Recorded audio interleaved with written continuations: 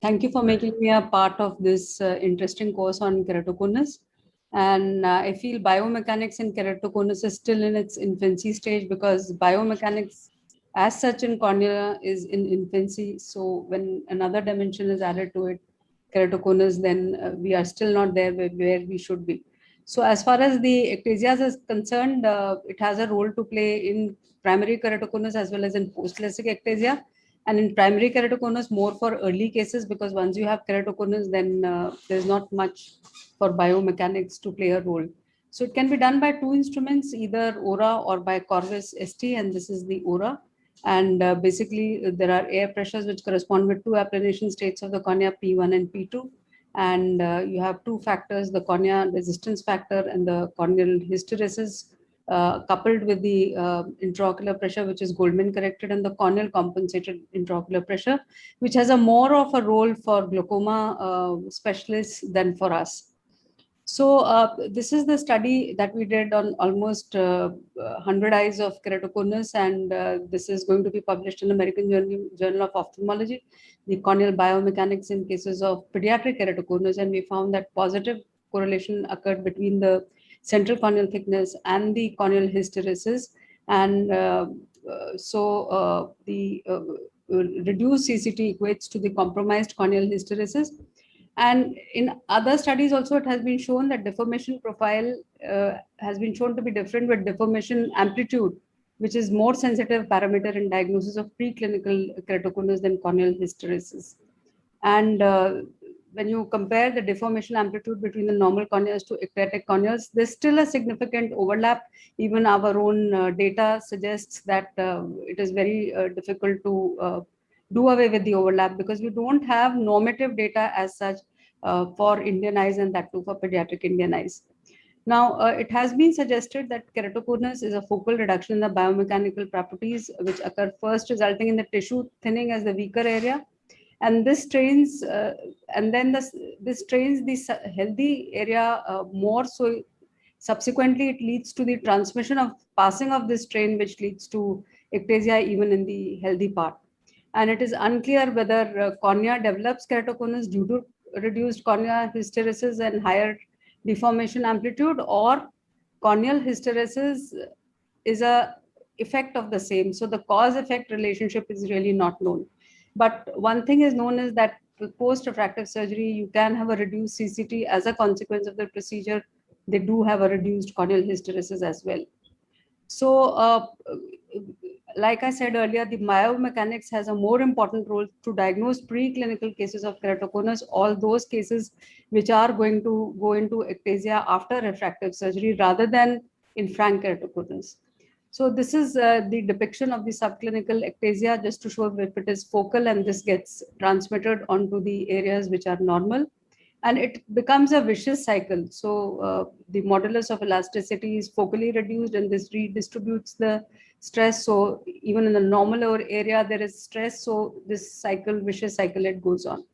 Now, this is just to show that the biomechanical parameters in the healthy human eye itself, in the various geographical location, if you see, the data is not similar, and it is different. And so it is important to generate a normative data first, then to generate a normative data in various age groups, including pediatric eyes, and then to generate it in corneal ectasias. The second instrument that is measures biomechanics is the Pentachem Corvus ST, and very much like the way you would do a pentachem, and you can see that there is a frank keratoconus here. And again, in such cases, the Corvus ST really doesn't help much because it doesn't have anything more to add to it, because the bad D will always will be abnormal. So following collagen cross-linking, it does have a role, but again, like I said earlier, needs to be standardized by a large number of studies over a long follow-up, which has not been done up till now. Now, as far as the Corvus ST is concerned, there's a puff of air which goes. So you have applanation 1 or the applanation length 1, which is measured. Then it goes at the back and then recoils again, and then you have applanation 2. So basically, there are whole lot of parameters, out of which deformation amplitude is most important, and that suggests whether there is keratoconus or not, or in fact the subclinical form of the keratoconus. Apart from this, these are the various parameters which are available on the Corvus ST, which really need to be looked at. Sorry about this. Am I going at the back or am I going in the front? So I'll come to the case scenarios because that will help to explain better. So suffice it to say that these are the various parameters, and you have softer cornea if there is increase in all these parameters: deformation amplitude, corneal velocity, DA ratio, inverse concave radius, and integrated radius. And if you have a decrease in the parameters such as applanation length, arc length, stiffness parameters A1, ART, then you have softer corneas. And arc length is especially important after refractive surgery. So these are the limits between 0.25 if it is less, low risk, then 0.25 to 0.5 is moderate risk, following which it is high risk. Now, this was a study which we did on 116 eyes, again, pediatric keratoconus, and we looked at our baseline characteristics. They were all moderate to severe cases of keratoconus, and some cases were also mild. And we looked at corneal biomechanics. We studied corneal hysteresis and corneal resistance factor, and there was a significant negative correlation of corneal hysteresis and corneal resistance factor with the stage of the keratoconus. So this is nothing which was not expected. We had expected this. Another study that we did was comparing hypoosmolar versus isoosmolar cross-linking, in which we looked at the corneal biomechanics again. And we found that with the isoosmolar, the corneal biomechanics that improved following collagen cross-linking were far superior as compared to hypoosmolar, although they did improve with both the procedures when we compared them preoperatively. But when we compared them between the two groups, it was better with the isoosmolar group, and this was done by accelerated collagen cross-linking. Now, just showing two cases of keratoconus. This is mild and this is severe. Same patient, but mild keratoconus and severe keratoconus in one eye and the other eye. And if you look at the dynamics, corneal responses, notice that all the deformation amplitude, the applanation length, the arc length are decreased more in the eye which has severe keratoconus as compared to the one which has mild. But if you look CBI, TBI, and BAD parameters, BAD of course is 5 here and 14.1 here, which is severe. But CBI and TBI, if you look, there is not much of a difference. So this is exactly what I was saying, that once you have a keratoconus which is more than moderate, then the CBI, TBI parameters are going to remain pretty much the same. And this is just to show the cornea is thinner here, and it is going to dip far more in severe cases of keratoconus as compared to the mild cases of keratoconus. Now, patient of VKC, 7-year-old male, and it is important to see this because this is borderline CBI here, BAD which looks normal, and a TBI which is also going into borderline stage.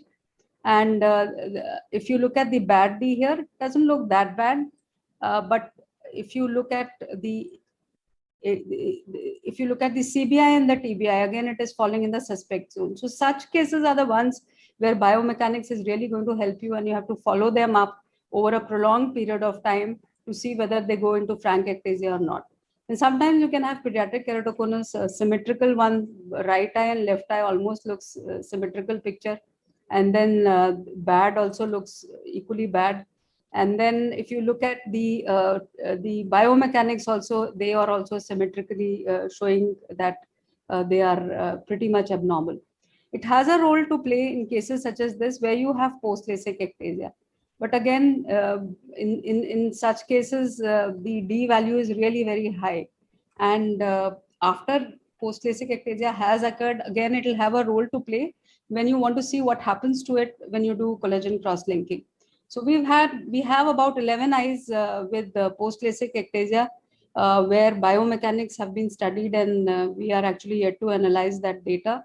Again, in TAX and CXL, we tried to see what happens to biomechanics here, and notice that nothing actually happens because initially it is only so severe that it has not shown improvement at all. Although in terms of visual acuity, there is improvement because central part of the cone is taken care of, but not otherwise. Then you may do keratoplasty, and I'm sure Professor Tityal sir is going to talk about it. This is just to show when the sutures are out, the cornea becomes a little ectatic, such as shown here. When sutures are in, the cornea is not ectatic. This is a case in which the sutures were removed. And again, you will see the same thing in the biomechanics picture also, that there is no ectasia here in the CBI TBI, whereas there is ectasia here because the topography itself shows that there is overriding of the graft host junction. Then again, I'm talking about DALK, but I think as far as the corneal transplantation is concerned, it's not standardized at all yet. But I'm sure in future we would probably need to do this. Now, this shows a very bad, the bad D is not very good at all, but the biomechanics are failing us in this, because although CBI is showing more than borderline, but in the biomechanics map here, bad is showing normal and TBI is showing borderline. So for procedure where surgical intervention has been taken, probably we've still not standardized it.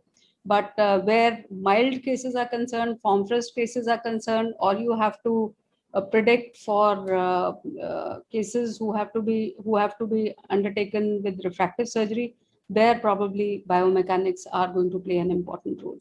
So thank you very much for your kind attention.